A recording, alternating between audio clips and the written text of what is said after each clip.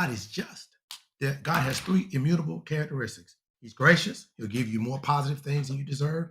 He's merciful. He will withhold the full brunt of the punishment that you so and we so richly deserve. But then he's also just.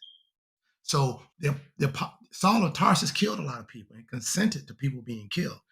In justice, God allowed him to be killed.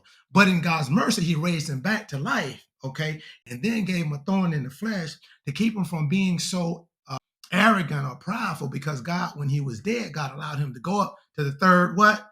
Heaven, and hear things that we can't hear until we get on the other side. So God let him come back down here. Yet that same man is asking God for boldness to preach. So if he can ask God for boldness to preach, he writes the 2/3 of the New Testament. He gets stoned to death. He gets bitten by a viper, shakes it off, doesn't kill him. He lays hands on the sick.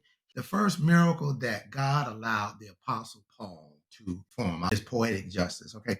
But anyway, I learned what this prayer was in that Peter prayed, Peter and John prayed in Acts chapter 4. And then God showed me the prayer that the Apostle Paul asked people to pray for him, that he would have boldness. So I combined those two scriptures, Acts chapter 4, verse 29 and 30, and in Ephesians 6 and 19. And here's the prayer.